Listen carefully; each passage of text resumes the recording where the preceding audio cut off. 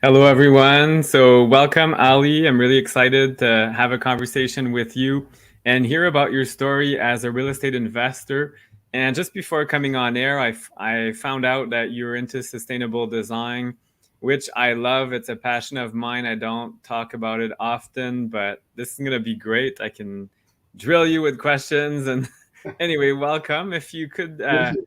give our listeners a bit of a background, because you have an interesting background, and how did you get into real estate investing and all that fun stuff? Thank you, Francois, and thanks for inviting me to the show. It's a great show. I listen to it, when I'm listening podcasts. So it's one of my Great. favorite ones, and yeah, definitely honored to be here. Yeah, like I said, my name is Ali Nazarian. I'm an engineer by trade, so I've worked in engineering and project management for I think it's like just over 13 years now, and like a lot of other people, trying to build real estate business on this side and slowly making it my full time job. And yeah, getting into real estate, I kind of grew up around real estate. My parents had a rental, so I kind of was always involved in with the stories, with tenants. Oh no. Yeah, please. And so I kind of grew up, and I saw the power of real estate and investing in real estate as well growing up as like a retirement plan. Um, Yes. and with development, that was a bit of a self journey to like figure out why am I so interested in developments in home. But I realized it's probably because my parents built our family home when I was a kid, Oh and wow. probably as a kid that was like the most exciting thing, seeing the house being built. Yeah. So probably stuck in my head and kind of stayed with me. And so it was always something in the back of my head that I want to build houses and whatnot. But you always have to create that opportunity and kind of wait for the right time. Yeah, no, that's it. And right now, I mean, it's a bit of a weird time as we're recording this podcast. Yeah. The economy is kind of up and down. Like some stuff is through the roof, doing super well. Some other things are not doing so well. There's lots of challenges, but every generation has its challenges. So my parents keep reminding me about the late 70s, early 80s when interest was at 24%, I think they were Yeah. paying. It's like putting a house on a credit card. They had three mortgages in Toronto. Wow. That's around the time before I was born. And then when I was a kid, they paid off their house at 24% interest. Wow. Opportunities are there. And if you're creative, that's why I like what you do with land development, Yeah. is finding ways of creating efficiencies and creating the opportunity. Because a lot Exactly. of people feel like, oh, there's nothing available. Well, yes, just put your mind to it and create the opportunity.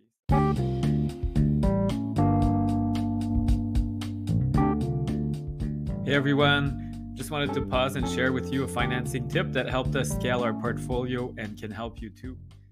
Hi, I'm Dahlia, founder of Streetwise Mortgages, and in today's episode, I would like to share with you some of the challenges and, in some cases, pain some clients are experiencing right now due to the fast pace of rate increases, tougher mortgage qualifications, and softening valuations. Most importantly, I would like to share with you solutions. Here are some of the things myself and my team are currently observing. Today, we will talk about the erosion of cash flow on properties with adjustable rate mortgages, especially on properties where cash flow was thin to start with. I am not going to say, hey, let's get over the rate increases. We are still in a low rate environment. And I am not going to say that real estate goes through cycles, inflation is high, and we should all have predicted increases at this pace. What I will say is that these challenges are real. The pains are there for some clients. And Stephen Hawking says intelligence is the ability to adapt to change. So let's talk about how we can adapt and what are some of the solutions that are available to you if you are experiencing cash flow pressures. Number one, restructuring your mortgage to reduce your monthly payment. You will say, Dahlia, how is it possible that I can get a lower monthly payment if the rates have gone up? Well, let me explain. It's not all about the rates. Let's say that you have an adjustable rate mortgage at 500,000 at prime minus 50 at a 30-year amortization. As it currently stands, your monthly payment would be at around $2,653. If you convert this mortgage to a home equity line of credit at prime plus half, which would be at 5.95 right now, the monthly payment would be $2,479. That is $179 less. If you take this route, you won't be paying down the principal on the mortgage every month, but you have the option to top up the payment if you want. And you can also convert this line of credit back to a mortgage and pay down principal at some point down the road when your situation is better, when your rents are up, or when you have additional income that can support a higher payment. The same idea is achievable by switching the mortgage to a lender that offers a 40-year amortization. And yes, they do exist. There are lenders that offer a 40-year amortization, but they will charge higher interest rates. And as a result of the extended amortization, your monthly payment will still be less. Now, I do not suggest these strategies unless there are no other solutions to dealing with the cash flow pressures, because while your payment every month is lower, your cost of borrowing is going to be higher as a result of taking on a higher interest rate or an extended amortization. Having said that, we can always revisit where you are with your budget, your finances, at some point down the road and help you restructure again. But at least for now, it will help you ride the wave. Another solution to consider is to clear capacity somewhere else in your balance sheet, where we can absorb the increase in monthly mortgage payments. So let's say you have an RSP or a car loan that is costing you every month out of your own pocket $1,200. And let's say you have multiple rentals and some of them are in a negative cash flow position right now, and they're costing you $600 a month to carry. If you can find solutions through adding rental income to the property to help the numbers, great. But if you can't and you want to keep this property, what we can do is we can extract equity from any property, okay, to pay off the car loan or the RSP loan or both or some other expensive debt on your balance sheet so that your monthly payments on these loans are reduced dramatically from the $1,200 per month to something much smaller. And this will ease up some of that cash flow pressure on your rental portfolio. If you are experiencing pressure on your cash flow right now and you would like to explore options to ease up that pressure, reach out to myself and my team at info@streetwisemortgages.com, and we would be happy to guide you and help you ride this wave. I will leave you with this quote from Max McCowan, which says, "All failure is failure to adapt. All success is successful adaptation." Myself and my team are here to help you adapt to this new environment that you're in and help you prosper. I think that's what you're doing. If you could tell us more maybe about some recent projects or an example you have. Absolutely. No, you're absolutely right. It's definitely interesting times right now. Yeah. High interest rates, high inflation, material costs. And it was such a drastic change, the beginning of COVID or early in the COVID, like everything seemed cheap, money was coming cheap. And like gas was like 59 cents. I have a picture of it. Exactly. Yeah. So, you're absolutely right. Like finding creative ways to create opportunities, that's definitely the way it is. And that's one of the reasons I kind of explored different strategies in real estate investing. And maybe a little bit of background on that, like beginning of COVID, like many other people, I got laid off and I had a lot of time on my hand to Oh figure no, out it's an opportunity. exactly.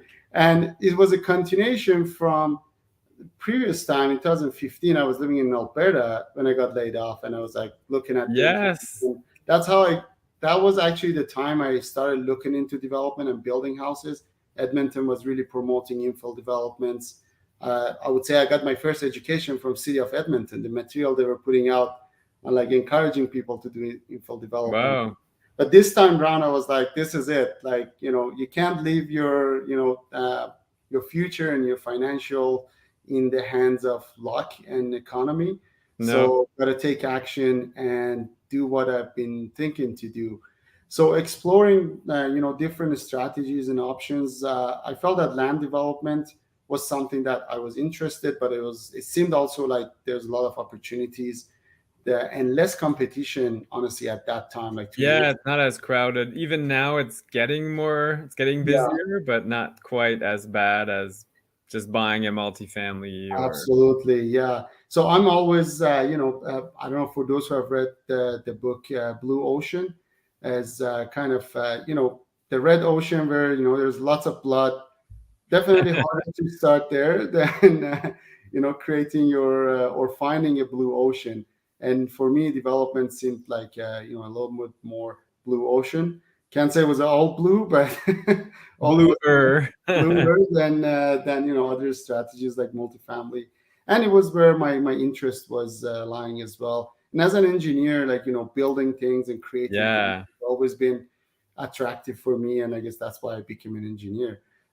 So exploring these options, I found that is more in line with my personal goals and my interests and my background. And I think that's a really important piece. And I'm glad I did that exercise in the beginning. I can't remember where in what podcast or what book I read this, but it was sit down and think about what you like, what your background is, what your strengths are, what your competitive advantage is, and see what that aligns. Don't just follow like the crowd because everybody's like No. family do multifamily. So that's where I found that land development is really what interests me. And started with the smaller stuff, Severance that is still ongoing in Thorold, in Niagara area. Yeah, they Sadler, had big lots there, like bungalows with huge land and exactly. Yeah, so this one is like a corner lot that has a larger backyard, and we're trying to sever it off, keep the existing house, and get permits for a new house, a single family on the backyard now, wow. which would be the new lot. From there, basically looked at other opportunities in land development, like land assembly or rezoning and densification.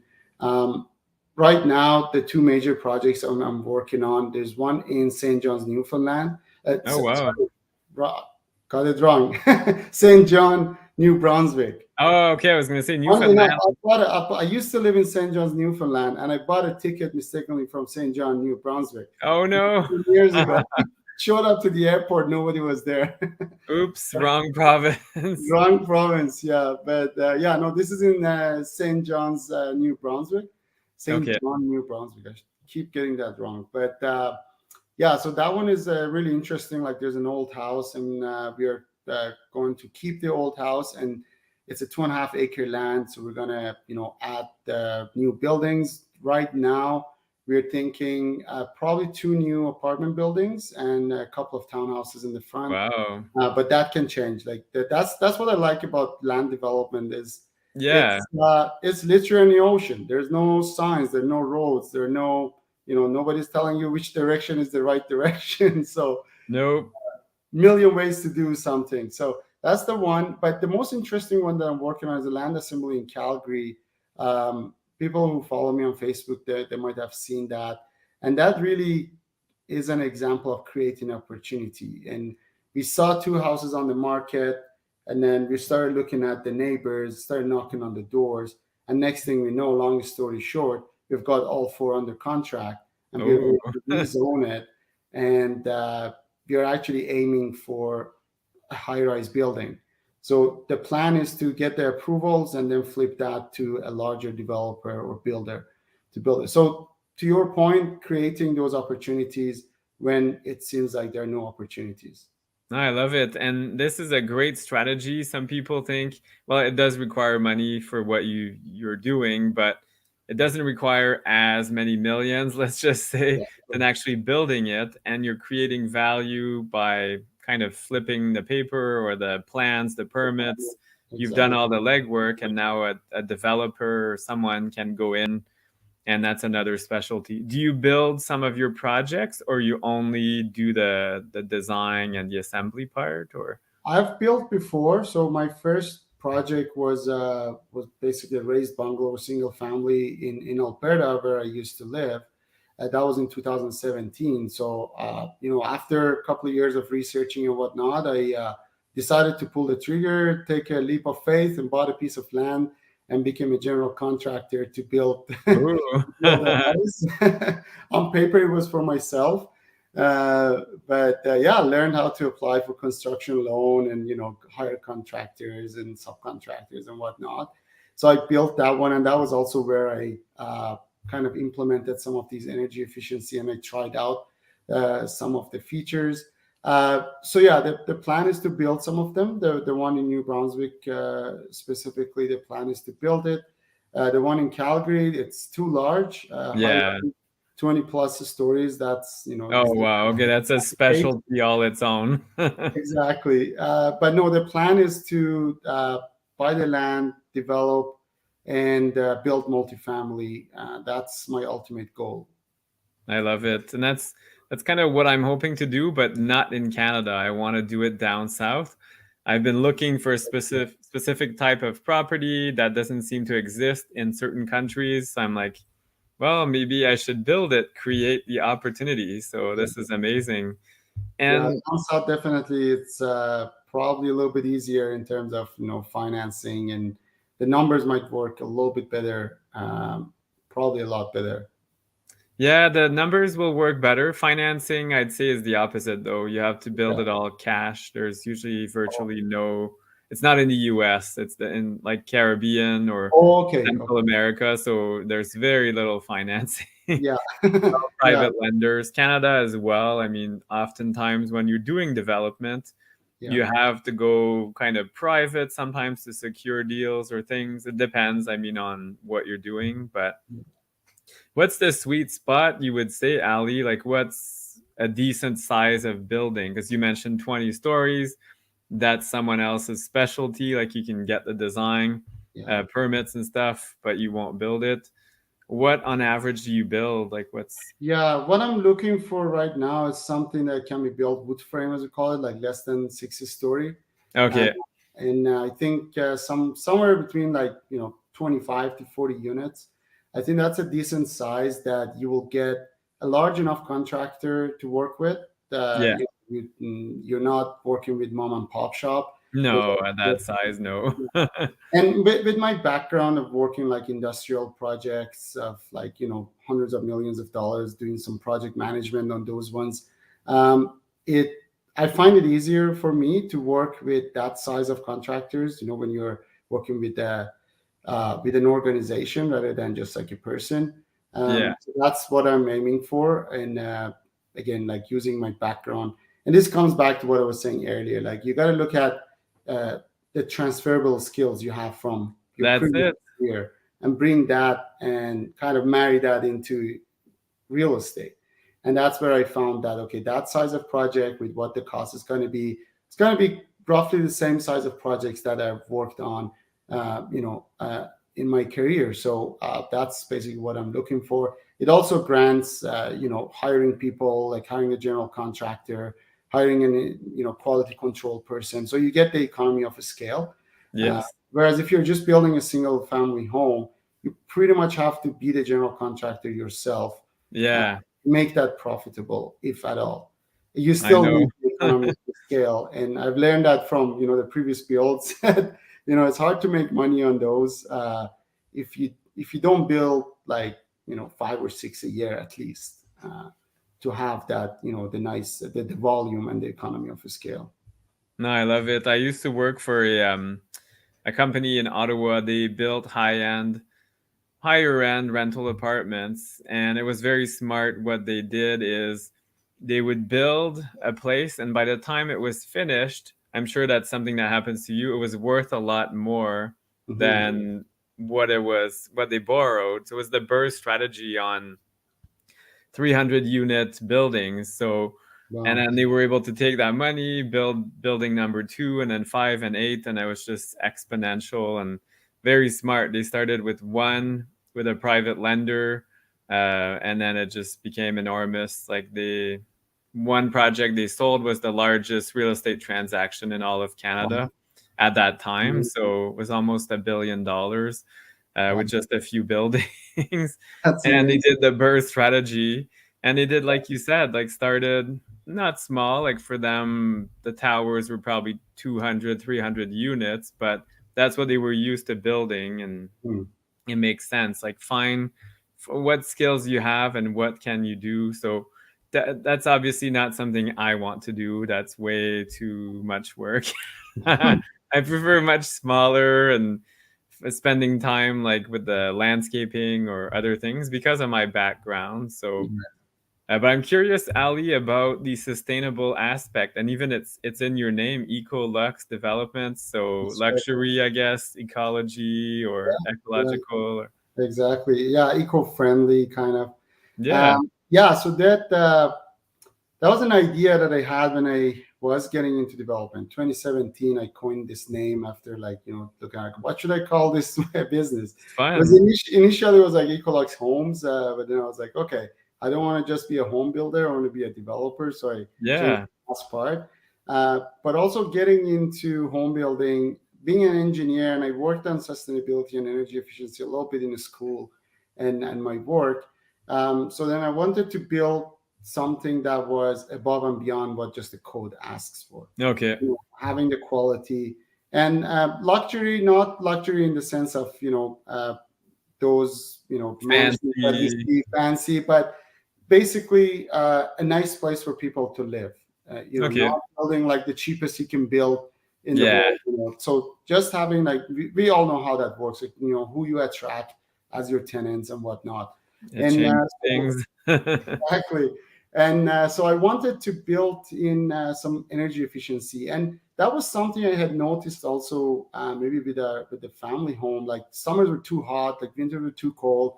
We're Yeah, like, okay, how can we improve on this? And my background is in mechanical engineering, so I knew a little bit about the systems, the mechanical systems, HVACs and whatnot. So I was like, that's probably an area that I can have a competitive edge and bring yes, something, to this home building as, like there are lots of people that are building homes, but they may not have these features. So I started researching into what features we can do. Also, I'm just against wasting, like wasting anything, wasting your time, wasting resources, wasting the planet, wasting the resources that we have. that's a Um, huge opportunity. A lot of people ask, where's an opportunity? Reducing waste.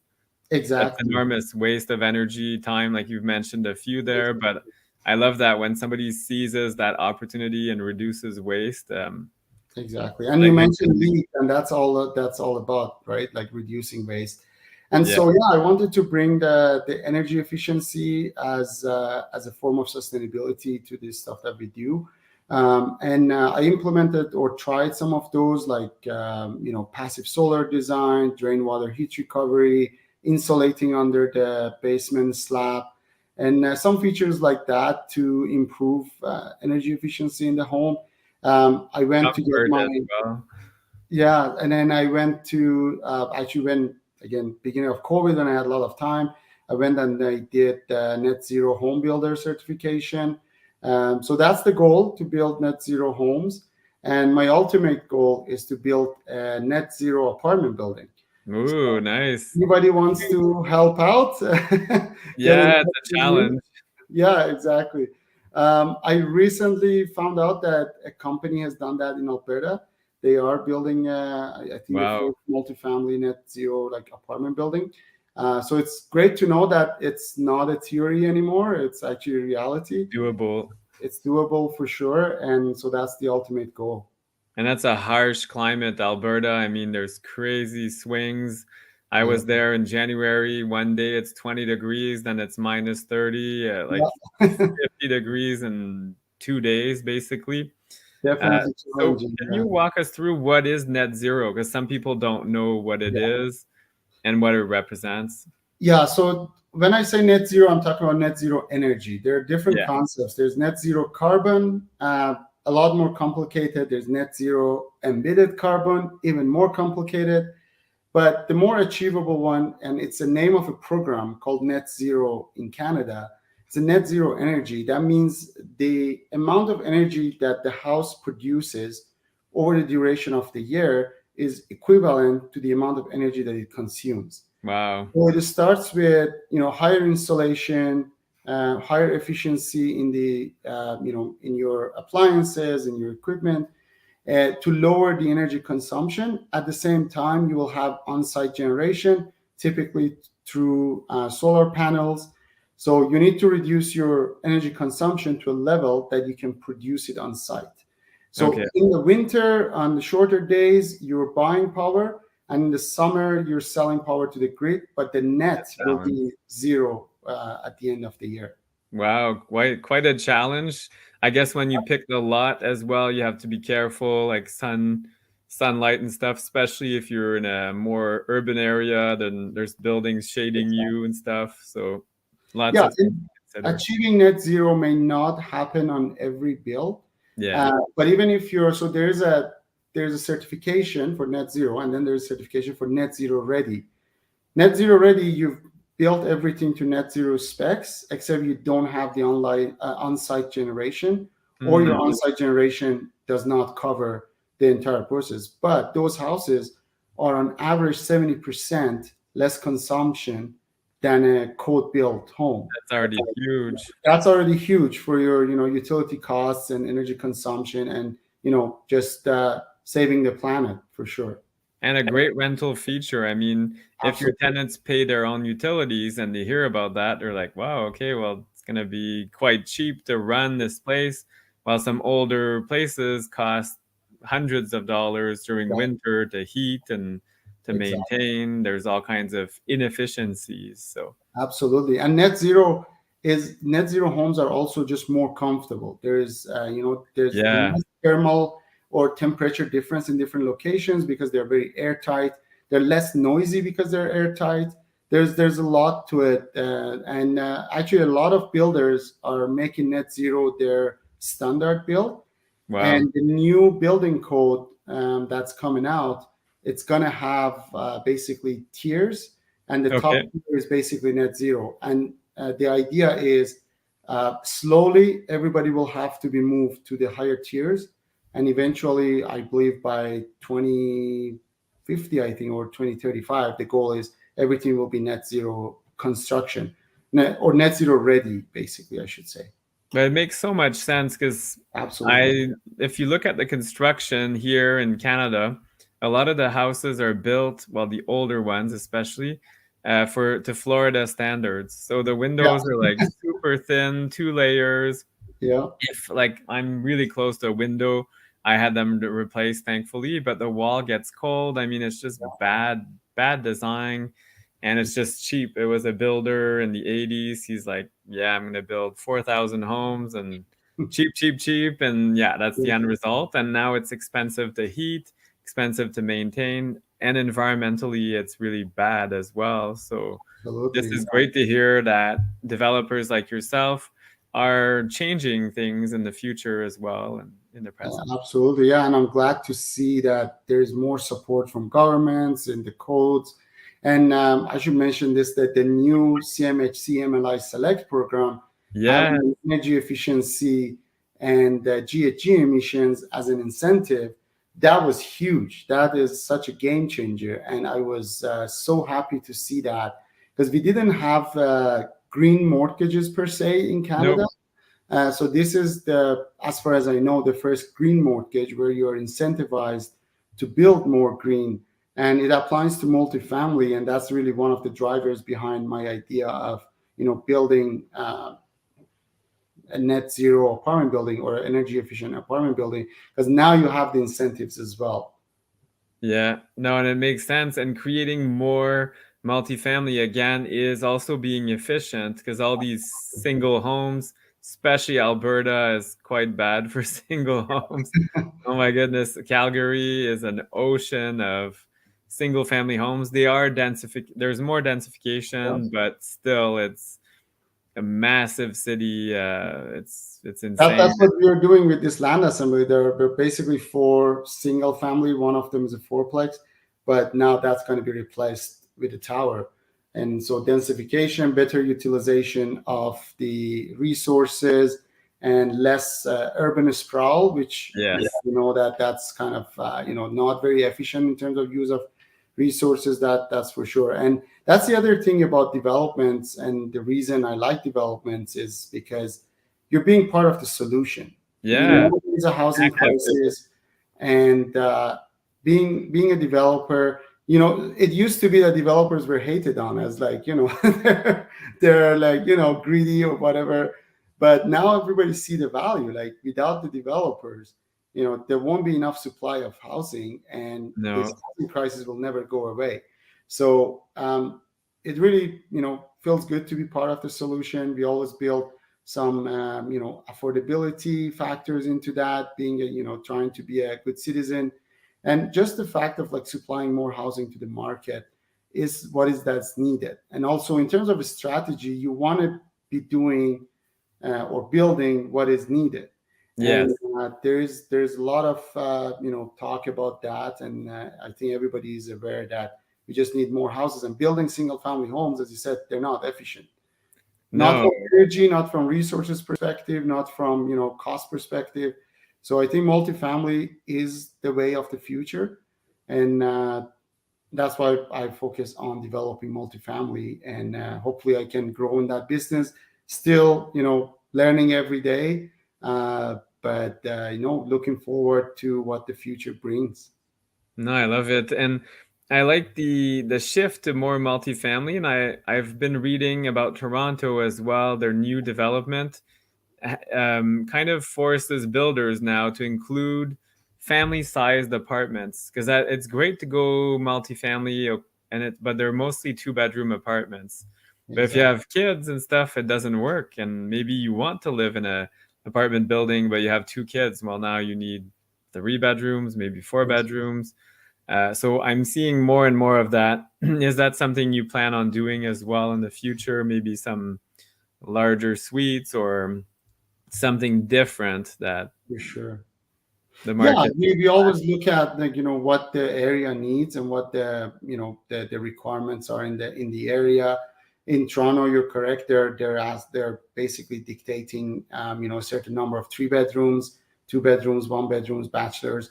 Part of that is to create diversity in the community. That, and also there's a larger conversation, but previously it was like you had one area, it was all apartments, and one area it was all like houses of certain very separate. Very separate. There was not as much diversity and inclusion from a community perspective. But now the new urban planning and the concepts that they're being put out is to be more inclusive and have all different type of units, different sizes. So then, a family and like a single person can live in the same area. Different levels of income can commingle. And that has a lot of social benefits to it. But we won't get to that. That's a whole. I know that's a whole different topic. But I love this, and I love the energy you have, and that I can see you're passionate about what you do, Ali. So if our listeners want to get a hold of you or participate or find out more, what's the best way to get a hold of you? For sure, yeah. So Ali Nazarian on Facebook, EcoLux Developments on Instagram. I also have a Facebook group called Housing Developers and Builders of Canada. We do monthly meetups where we bring guest speakers, as educational. Wow. It's also a community of some existing developers and those who are getting into development. So that's another channel they can connect. My website, alinazarian.com, and also EcoLuxDevelopments.com. I love it. Thank you so much for taking Thank some you. time. At the time of this recording, it's a Friday afternoon, end of day, and it's a Yeah, gorgeous day. It looks like it's sunny where you it are. is nice and sunny. Yeah, in I'll let Richmond. you enjoy the weather. The Thank last you. few weeks of summer, it's Yeah, crazy. It's already going by so fast, but yeah, yeah. it was a pleasure, and we'll have to stay in touch and we connect once you've built maybe a net zero building, and you can tell me about the For experience. sure. Yeah. Thank you, Francois, for having me, and I hope your listeners, take some value from this conversation. And yeah, looking forward to connecting with your audience and yourself in the future. Thank you. Take care. Thanks very much. Bye now. Bye.